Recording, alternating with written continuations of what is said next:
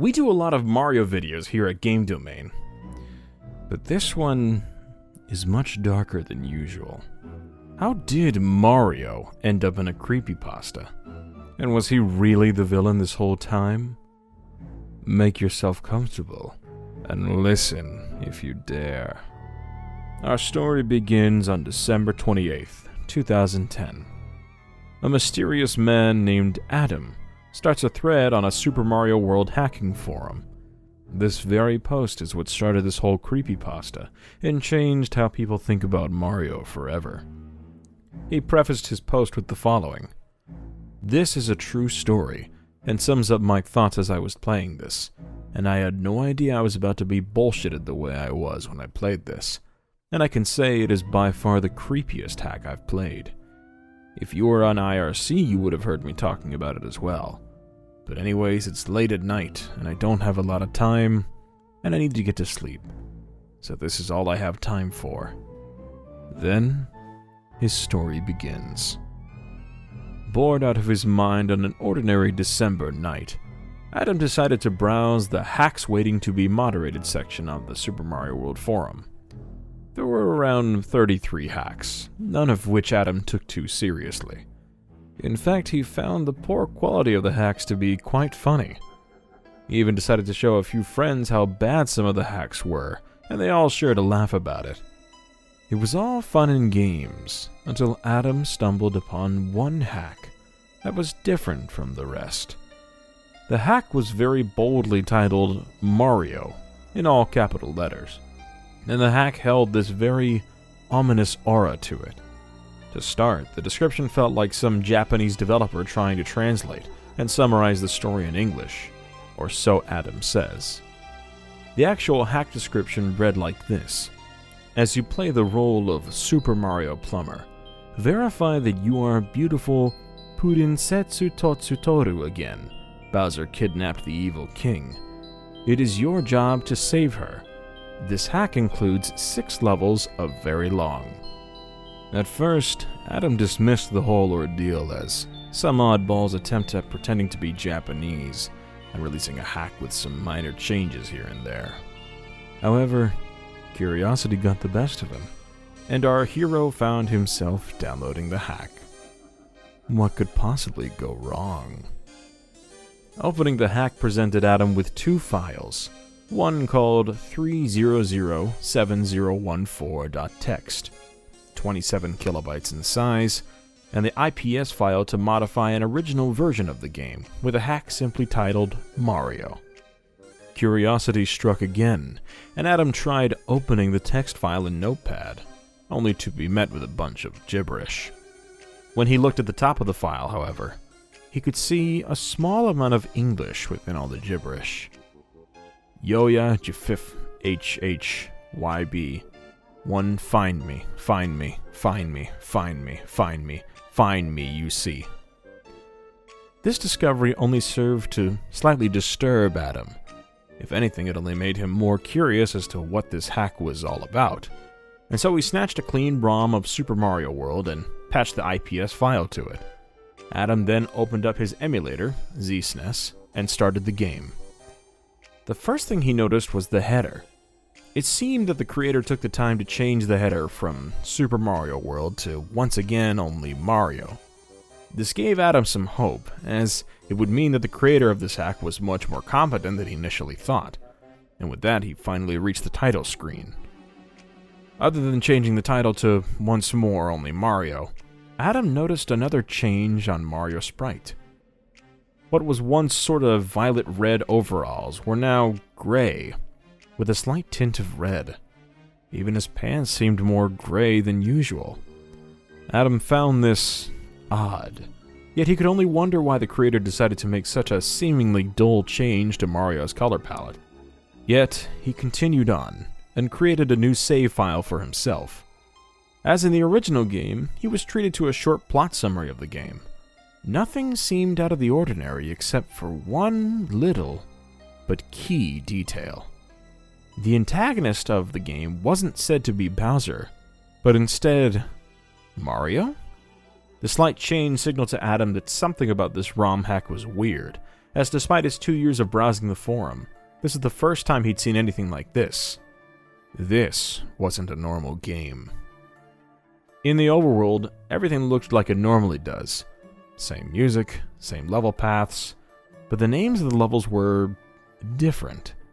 Yoshi's house was now renamed YOSHI'S. The house had been simply erased.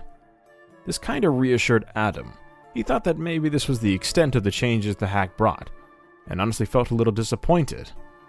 That is, until he entered the level. To his surprise, there was no house, nor fire, nor smoke, nor birds. The only thing there was a message box, and on it, replacing the usual text, was a string of binary, which when translated gave the word, Notepad. At this point, Adam was already talking to others about how strange everything about this hack was. Of course, his worries were met with sarcasm, which he personally expected. Nevertheless, his interest, alongside his paranoia, reached new heights. Back in the game, our protagonist decided to head left, towards what's usually titled Yoshi's Island 1, which was now labeled Never Come Back. Adam first thought that this level was supposed to be a death trap, like it is usually the case in Kaizo-style hacks. It turned out it wasn't that, but Adam sure wished it was.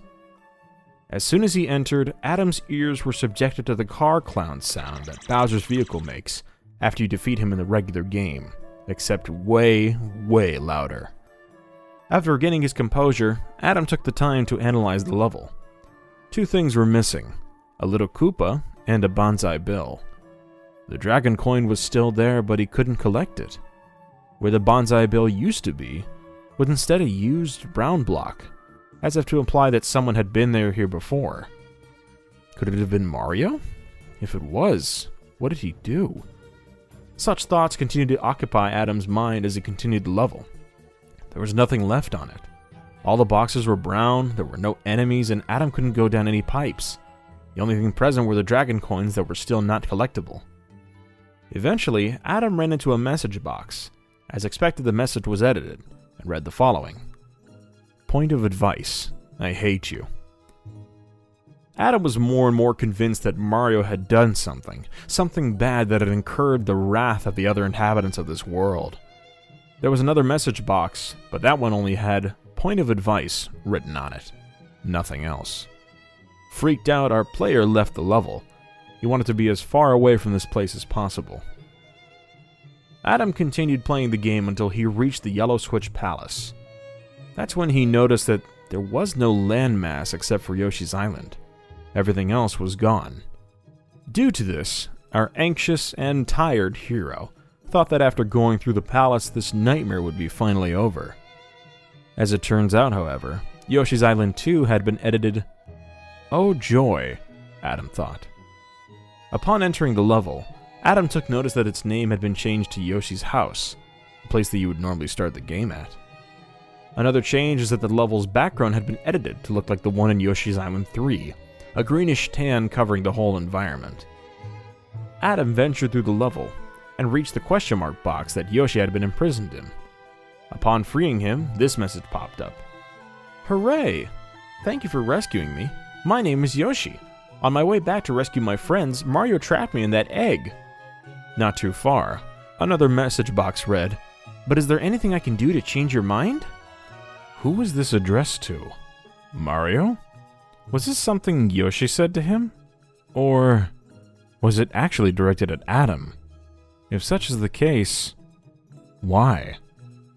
Still, our protagonist decided to head deeper in, and encountered another message box. Point of advice, this is the selfish way out. Once again, Adam's anxiety and fear levels rose. He wasn't sure whether the creator was criticizing him for continuing to play the game, or Mario for whatever wrongdoing he may have done. Yet, he and Yoshi continued onwards, through the barren level, populated only by the occasional mole enemy, and no vegetation. In time, a new level was unlocked on the overworld, Yoshi's Island 7. There, a black background and a blue-gray floor. It was as if he had stumbled onto a frozen tundra. There was nothing else.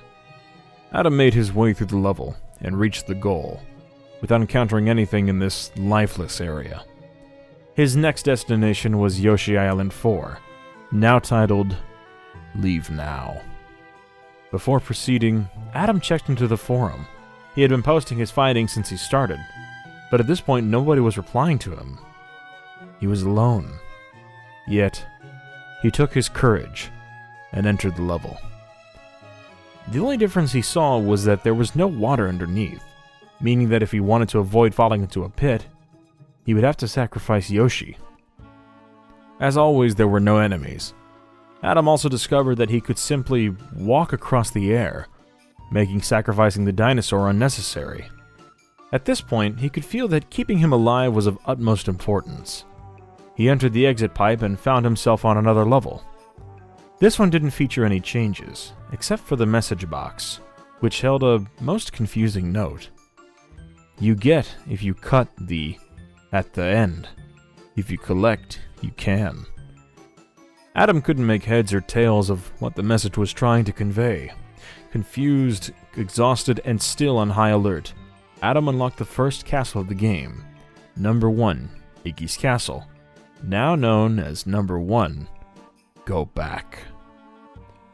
Adam reluctantly had to leave Yoshi at the castle's entrance. Its layout was weird. There was this dark green blue lava on the ceiling, alongside goal points that seemed to serve as pillars. There were message boxes near said pillars. The further one went down inside the castle. Each box either hosted a blank message with Yoshi's signature at the bottom, or a message that read, "Don't you think you've caused enough trouble?" Seeing these messages over and over again made Adam feel like the game was begging him to stop, as if the simple act of him walking was causing immeasurable pain to someone. Despite this, Adam kept on going, until he reached the end of the enemy-free hallway. There stood a door, and once he entered it, our protagonist found himself on a small pot of land. Then, the auto-scroll activated. Adam thought this was how the game was meant to end, with him committing suicide by falling over the edge. And yet, when he left the plot of land, he was still standing. It turned out that the level was nothing but a long stretch of invisible land. Thus, he continued on until he reached the boss door. Adam took a deep breath, and entered only to find a normal Iggy fight. Feeling a little cheated by this anticlimactic reveal, Adam took quick care of Iggy by jumping on him twice. Iggy fell into the lava, and the course clear message popped up. Adam was then led to the egg rescuing scene, but instead of the usual text, he was treated to something more disturbing.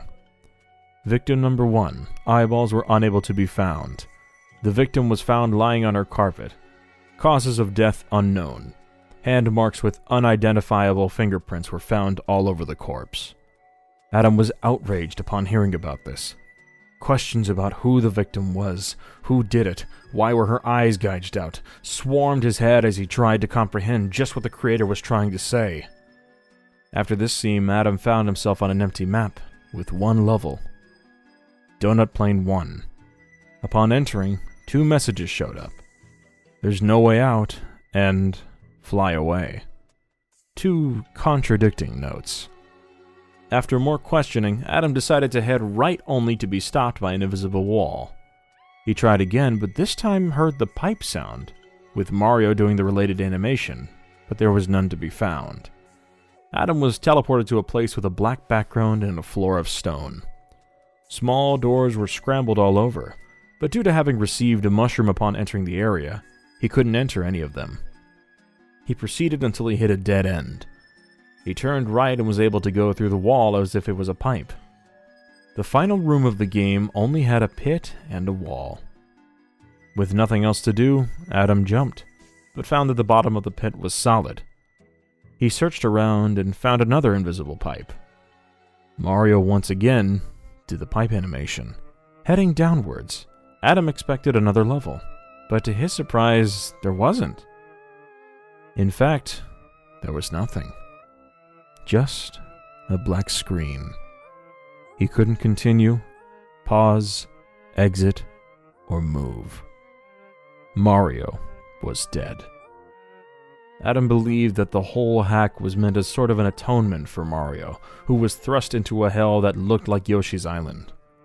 Unfortunately for him, though, he couldn't escape the grasp of death.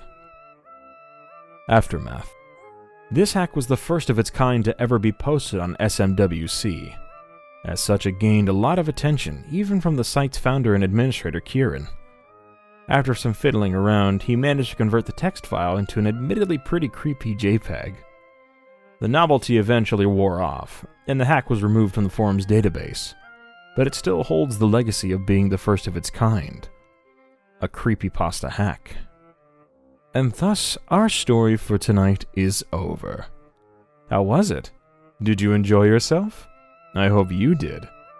This was Marcelo of Game Domain, and I hope to see you soon for another video.